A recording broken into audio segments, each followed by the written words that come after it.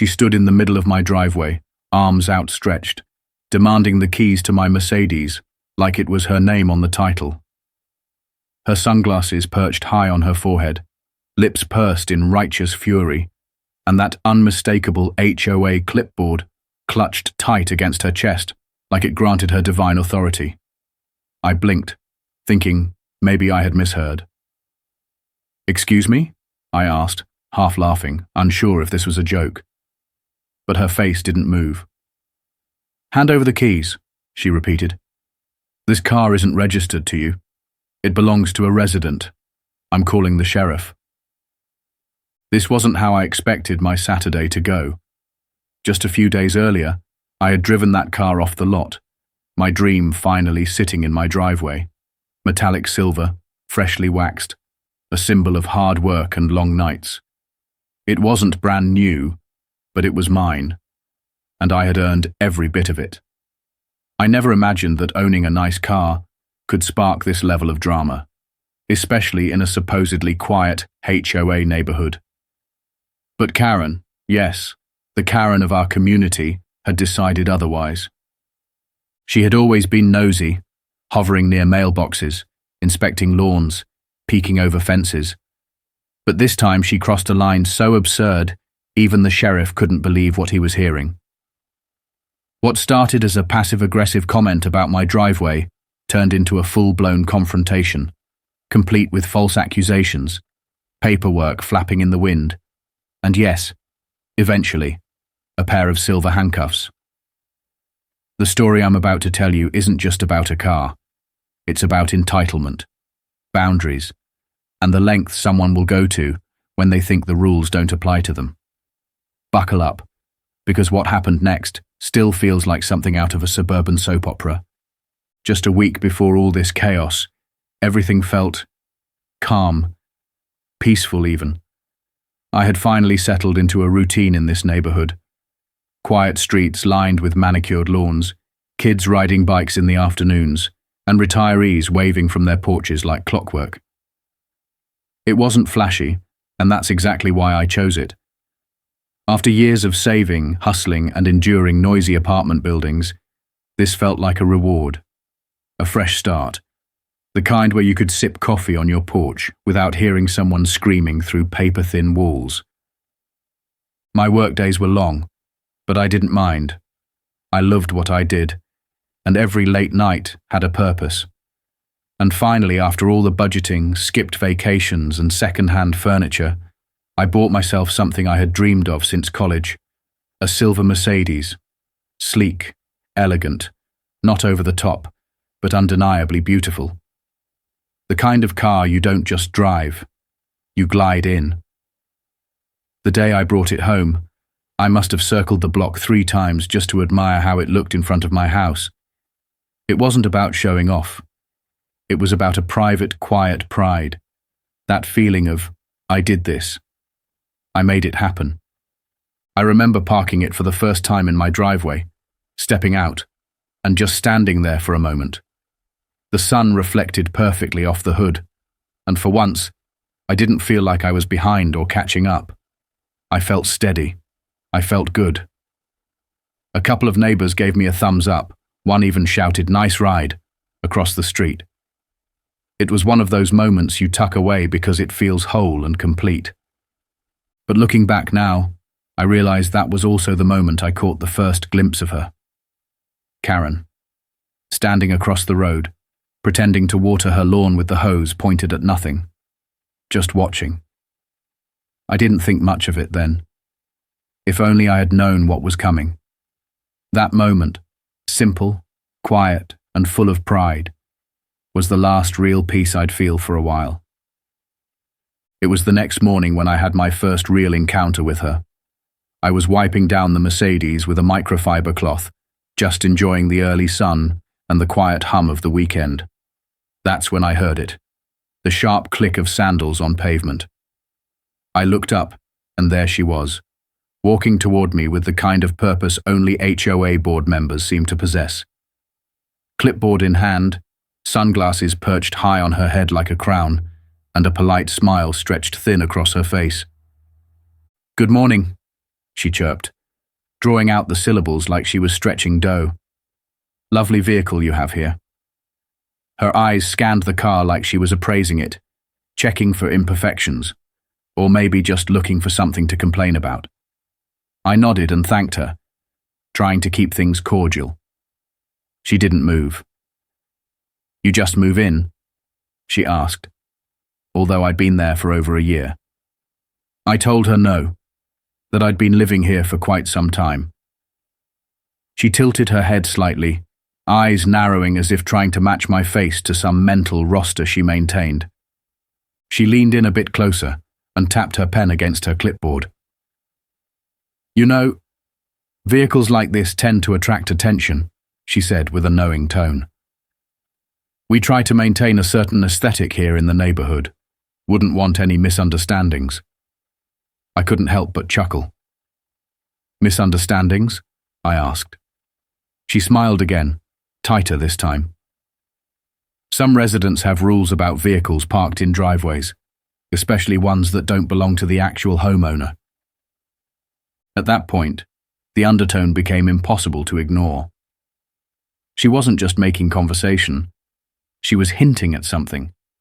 I told her plainly that the car was mine and that I had all the paperwork to prove it.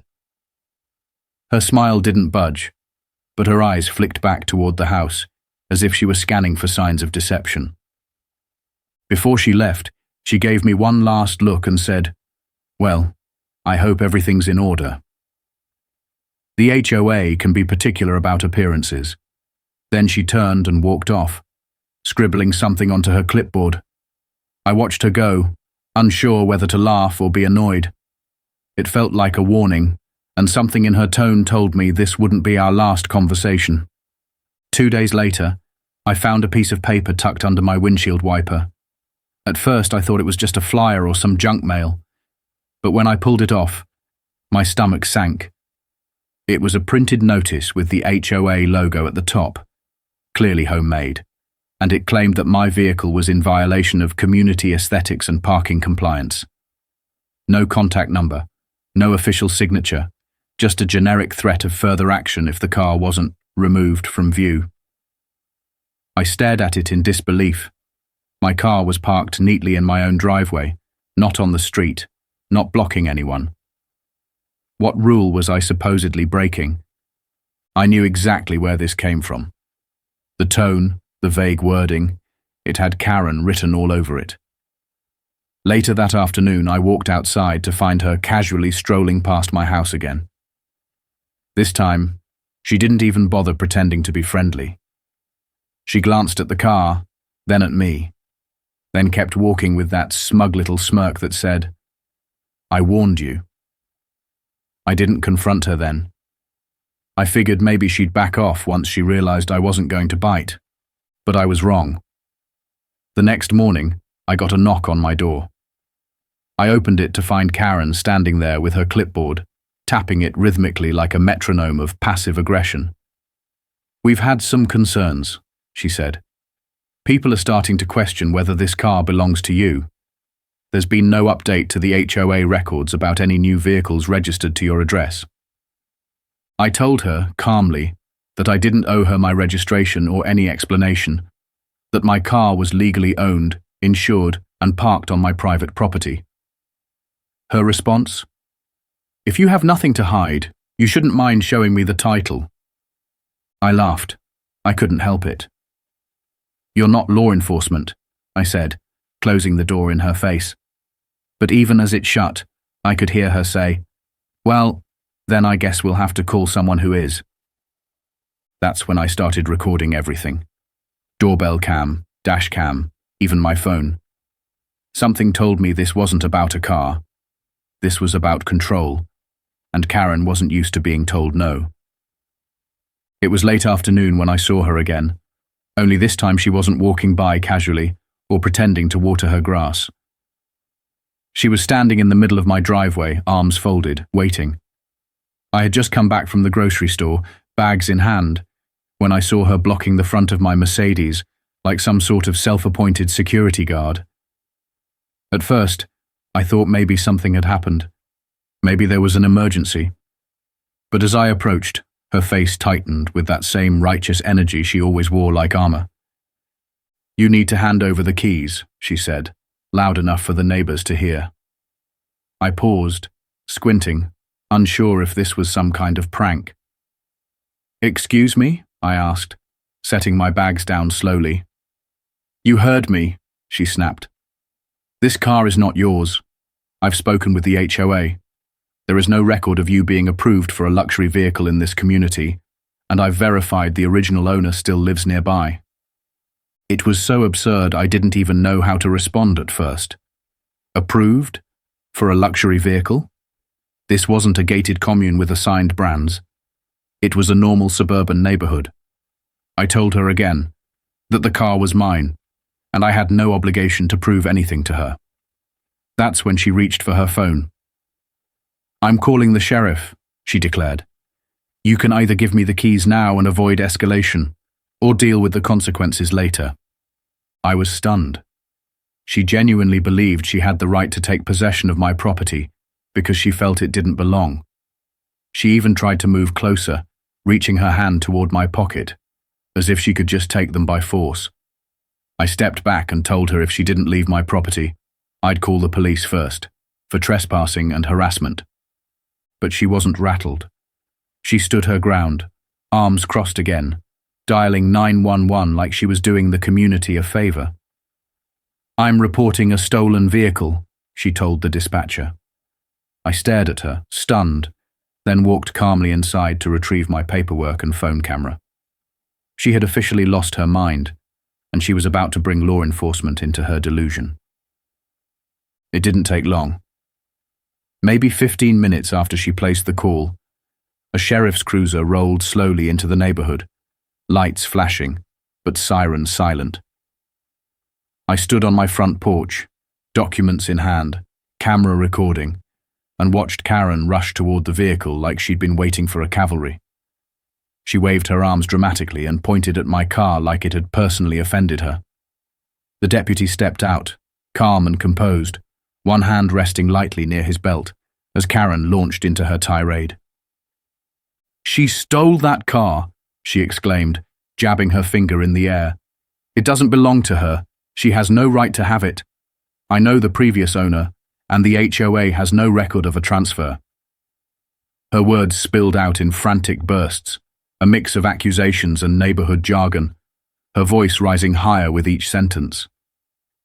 The deputy listened patiently, nodding once or twice, then looked over at me. I stepped forward slowly, offering a polite greeting and handing him the paperwork without being asked.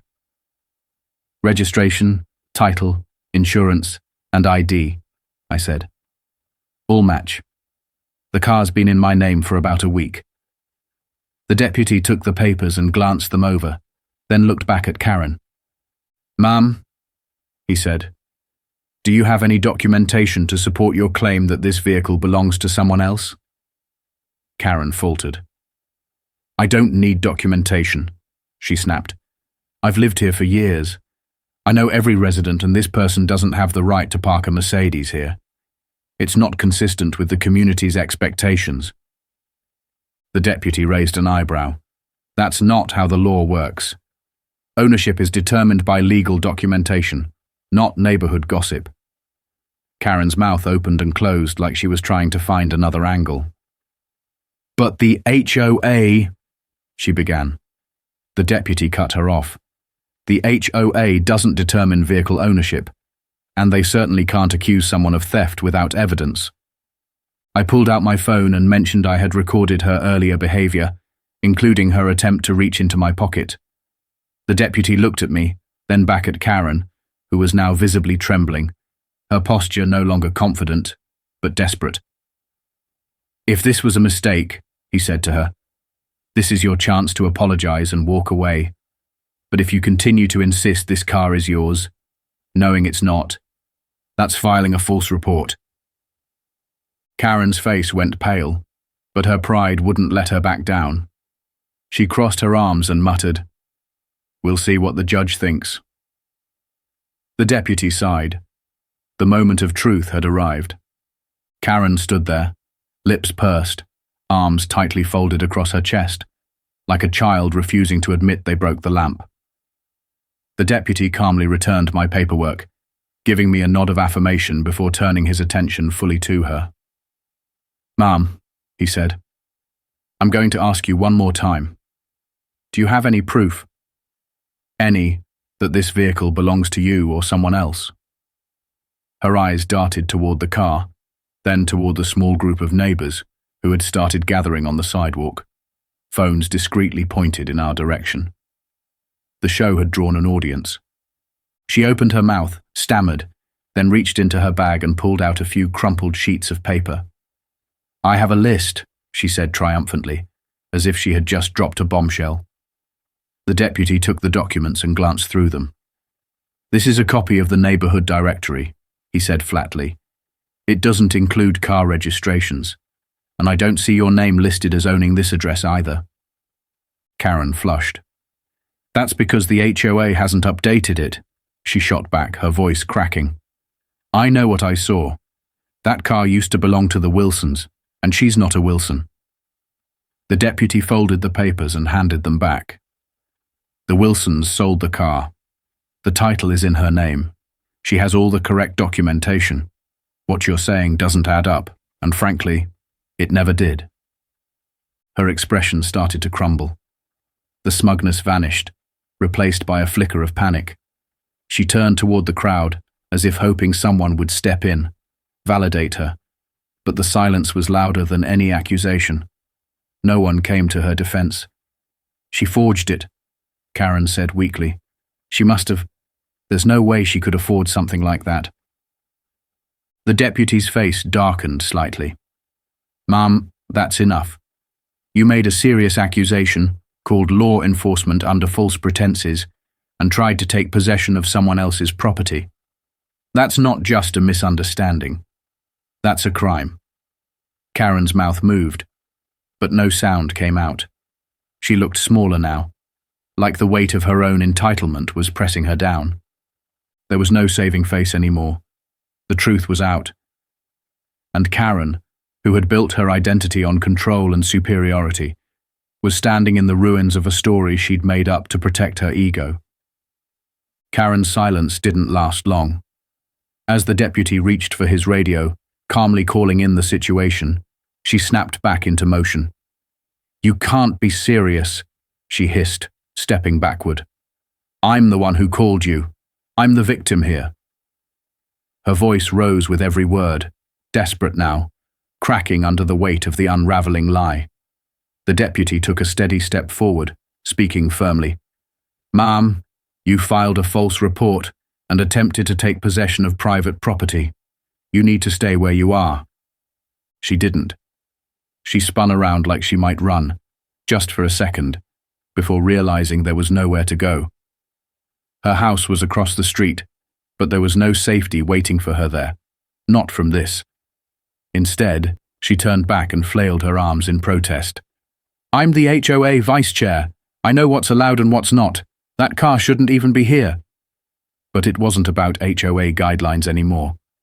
This had become a matter of law, and no amount of neighborhood authority could change that. The deputy gave her one final warning. "Turn around and place your hands behind your back." His voice was calm but unyielding.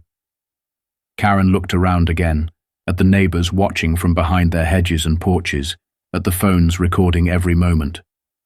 Her bravado melted away. With shaking hands and a face flushed deep red, she turned. The metallic clink of the handcuffs echoed through the quiet street. As he cuffed her, she continued protesting.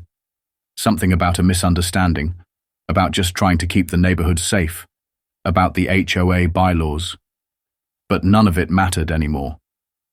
The deputy guided her to the cruiser as she twisted over her shoulder to glare at me, still insisting, "You'll regret this. You'll be hearing from my lawyer." I stood silently on my porch, holding my phone, my documents, and my breath. A part of me expected her to wriggle out of it, to be let go with a warning. But no. She was placed in the back of the patrol car, still shouting as the door closed behind her. And just like that, The woman who tried to take what wasn't hers, who thought her title gave her power over truth, was driven away in a car she didn't control. For once, she wasn't in charge. The street felt eerily quiet once the sheriff's cruiser disappeared around the corner.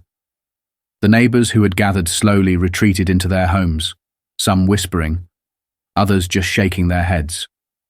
One elderly man across the street gave me a nod, the kind that says justice was served, and then turned back to his porch swing. I stood there for a few more moments, letting the stillness settle. It was surreal. Just hours ago, I had been unloading groceries. Now I had just witnessed the self-declared enforcer of the HOA being carted away in handcuffs. That evening, I received a call from a member of the HOA board, someone who had always kept a respectful distance until now. They sounded rattled, apologetic even. "We didn't know she'd go that far," the voice on the other end said.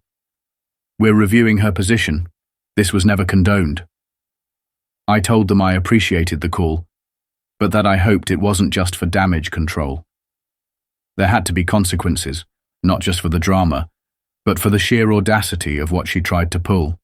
Within a few days, an official notice went out to all residents. Karen had been suspended from her position, indefinitely pending further review. No one said it outright, but everyone knew it was a polite way of saying she was done. A few neighbors dropped by to express their support. One even laughed. "Honestly, we were waiting for her to slip up. We just didn't think it'd be this dramatic." As for me, I went back to my routine. Coffee on the porch, work during the day, and my Mercedes gleaming in the driveway where it belonged. The peace that returned wasn't just quiet, it felt earned. And every time I saw that car, I smiled. Not just because it was mine, but because no one could take that away. Looking back on everything that happened, I still find it hard to believe how far she was willing to go, all over a car. But it wasn't really about the Mercedes, it was about control, about someone who had grown so used to having authority in a small pond that she thought she could rewrite reality to fit her narrative. The most unsettling part wasn't even her lies. It was how confidently she told them, as if the truth didn't matter, so long as she spoke first and loudest. This whole ordeal taught me a few things. First, document everything. The only reason I wasn't dragged into something uglier was because I had receipts, literally and digitally. Second, never underestimate the power of entitlement wrapped in a polite smile. People like Karen don't wear warning signs. They wrap their intentions in faux concern, in friendly phrases like, "just making sure," or "keeping the neighborhood safe." But behind that smile is often a need to dominate, to dictate who belongs and who doesn't. But more importantly, I realized something else. When you stand your ground, especially when you know you're right, the truth has a way of standing with you. It may take time, and it may bring conflict, but it's stronger than any clipboard, any accusation, any HOA title. So if you're watching this and you've dealt with your own Karen moment, know this: you're not alone. Keep calm, stay prepared, and don't let anyone make you feel small in your own space. Your peace is yours. And sometimes, as wild as it sounds, justice really does roll up in a patrol car. Thanks for watching.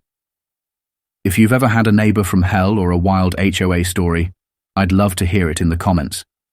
Like, subscribe, and I'll see you next time. With less drama, hopefully.